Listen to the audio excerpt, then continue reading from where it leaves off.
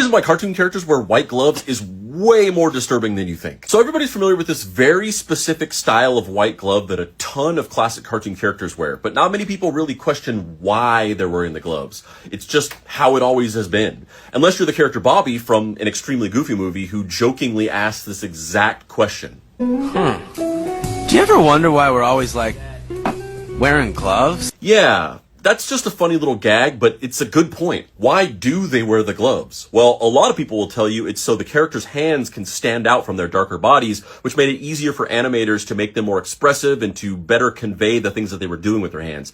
And while that's technically true, it's only half of the story, and it leaves out a very important and very disturbing detail. Cartoon characters wear white gloves so that their hands stand out against their black bodies because blackface minstrel actors from the 1920s and 30s wore white gloves so that their hands would stand out against the black paint on their faces. Because many early cartoon characters like Mickey Mouse, Felix the Cat, Bimbo the Dog, and Bosco were blackface minstrel characters. That's right, Mickey Mouse was originally intended to be a parody or an homage to vaudeville blackface actors. You see, in the early days of cartoon animation, before TV existed or they were even being regularly played in movie theaters, animators like Winsor McCay, creator of Little Nemo, would take their cartoons on tour with vaudeville shows and literally project them on stage on a screen. They would even sometimes interact with their animations. And the most popular part of these vaudeville touring shows was the blackface minstrel act.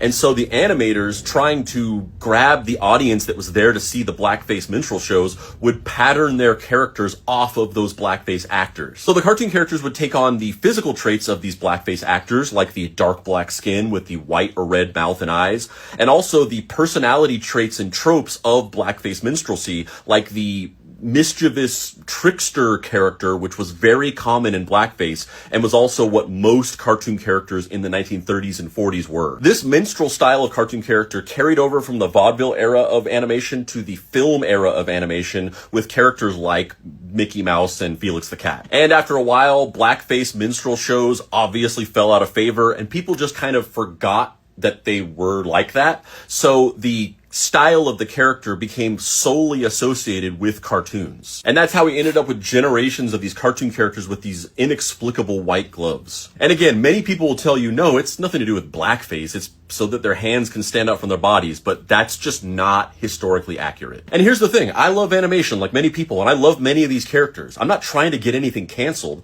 I just think it's important to be aware of these things. And real quick, if you like my videos and you want to see more in-depth writing from me, you can do that here.